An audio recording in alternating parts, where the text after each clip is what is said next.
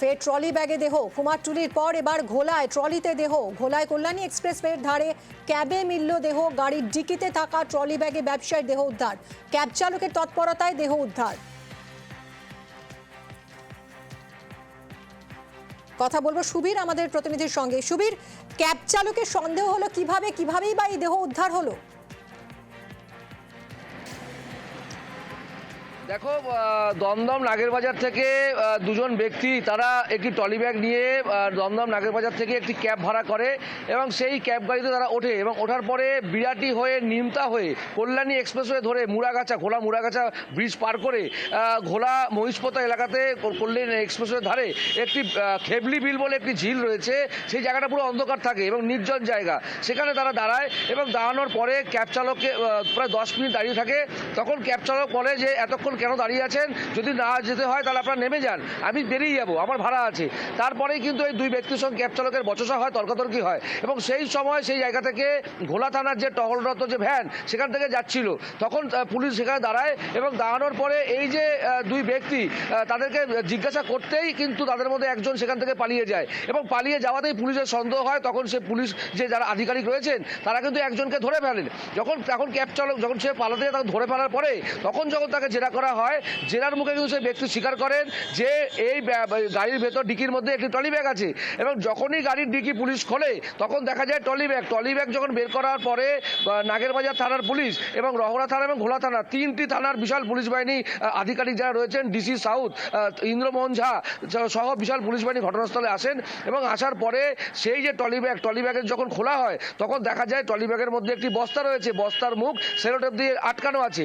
তখন যে সেলোটেপ খোলে আধিকারিকেরা তখন দেখতে পায় যে ভেতরে একটি বডি, সেই এক ব্যক্তির বডি রয়েছে, মৃতদেহ, এবং তার সারা মুখ সেলোটেপ দিয়ে ঢাকা, দুটো হাত সেলোটেপ দিয়ে আটকানো।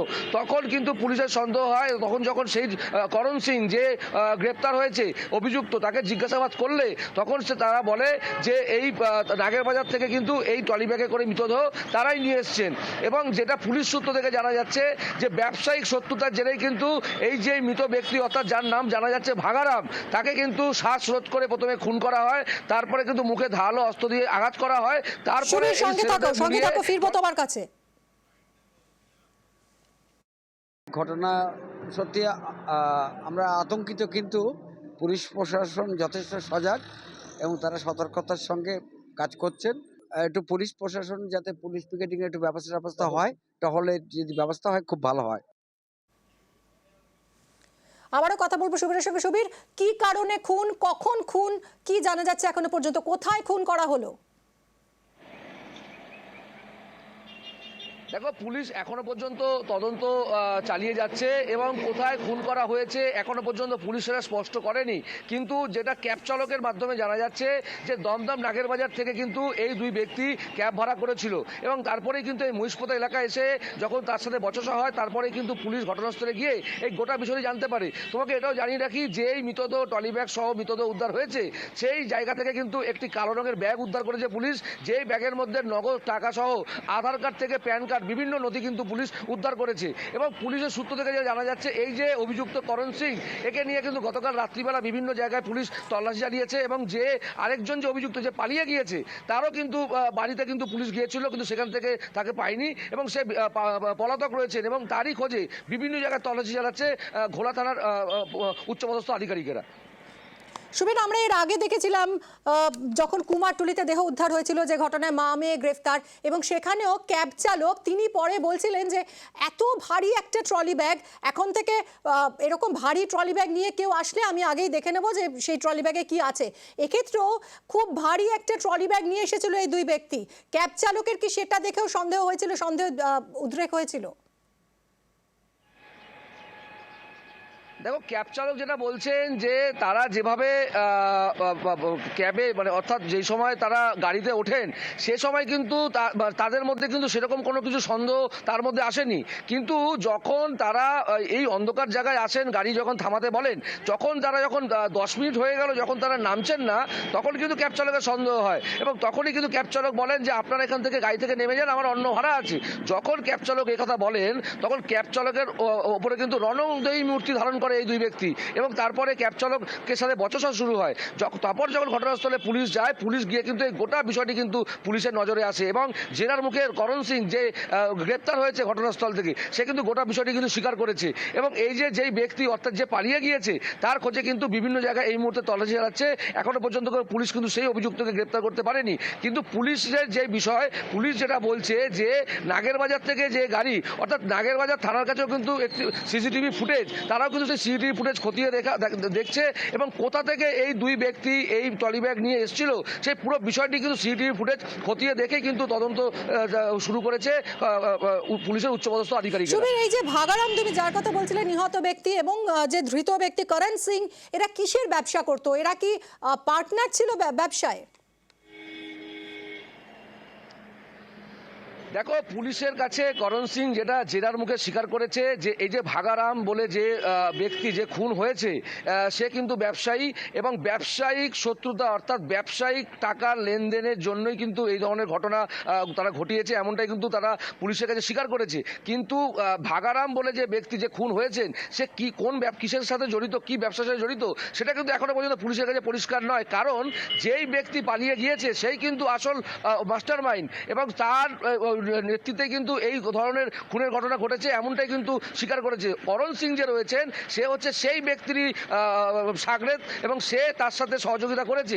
কিন্তু এই গোটা অপারেশন, এই যে খুন করা থেকে শুরু করে মুখে সেলোটেপ দিয়ে ট্রলি ব্যাগে ঢোকানো থেকে শুরু করে গোটা অপারেশনটা কিন্তু চালিয়েছে সেই পলাতক ব্যক্তি, অভিযুক্ত ব্যক্তি, যার খোঁজে কিন্তু পুলিশ এই মুহূর্তে বিভিন্ন জায়গায় তল্লাশি চালাচ্ছে। সুবীর, এই করণ সিং এর পরিচয় এখনো পর্যন্ত কি জানা যাচ্ছে? দেখো, করণ সিং এর পরিচয় যেটা পুলিশ যেটা জানাচ্ছে যে করণ সিং এর বাড়িও কিন্তু ওই দমদম থানার অন্তর্গত কোনো একটি এলাকাতে।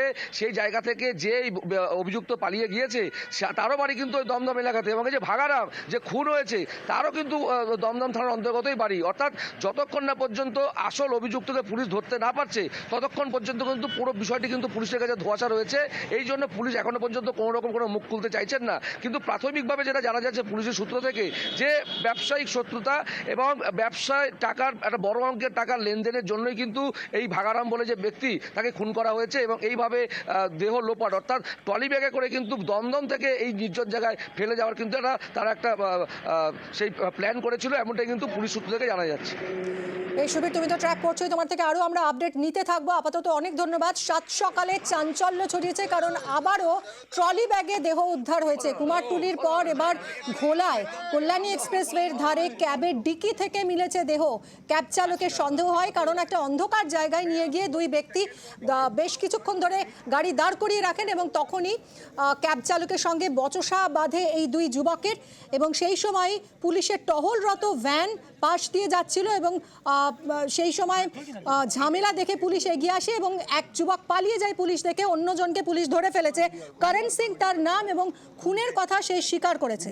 ব্যবসায়িক কারণে, ব্যবসায়িক টাকা লেনদেনের জন্যই এই খুন বলে প্রাথমিকভাবে জানাচ্ছে পুলিশ। নাম কি তোমার? লোকাল থানার গাড়ি ঘোরাঘুরি করছিল হাইওয়েতে, তখন দেখতে পাই যে একটা গাড়ি এসে দাঁড়িয়ে একটা ব্যাগ নামাচ্ছে। তো দেখে সন্দেহ হয়, তো ওরা জিজ্ঞাসাবাদ করাতে ঠিক করে অ্যান্সার দিতে পারছিল না। প্রথমে বললো যে গাড়িতে কিছু ক্লথ আছে, অমুক আছে, এইসব বলছিল। তারপরে পরবর্তীকালে যখন আরও জিজ্ঞাসাবাদ করা হয়, ডিটেল বলতে পারে না, তখন ধরা হয়। ধরে তারপরে একজনকে পাওয়া গেছে, আর একজনকে এখনো পাওয়া যায়নি। আর একজন পালিয়েছে, বাঁধা অবস্থায় ছিল বলছে। মুখও বাঁধা অবস্থায় ছিল, সেলোটেপ দিয়ে আটকানো ছিল, মুখ হাত পা আটকানো ছিল। এরা যতদূর খবর আছে কলকাতার দিক থেকে নিয়ে এসছে। এক্সাক্ট জায়গাটা কোথায় আছে, কোথায় কিভাবে হলো, সেটা এখনো তদন্ত সাপেক্ষ ব্যাপার। ওটা দেখা হচ্ছে যে কিভাবে কোথা থেকে করা হয়েছে। খবরটা শোনার সঙ্গে সঙ্গে আমরা গ্রামের লোকজন এসছি সব এখানে। আমরা এসে দেখছি এটা খুবই বাজে ঘটনা। এটা আগে কোনোদিনও এরকম ঘটনা ঘটেনি আমাদের এদিকে। হ্যাঁ, এখন পুলিশ রয়েছে, ইনভেস্টিগেশন করছে। এখনো দেখলাম ট্রলিতে একটা বডি রয়েছে, এই অবস্থায় দেখলাম। এখন কল্যাণী হাই রোড, এতদিনের রোড হয়ে কোনোদিনও আমাদের এলাকায় এরকম ঘটনা ঘটেনি, কিন্তু এটা ঘটেছে, খুব বাজে হচ্ছে। পুলিশ প্রশাসন দেখছে।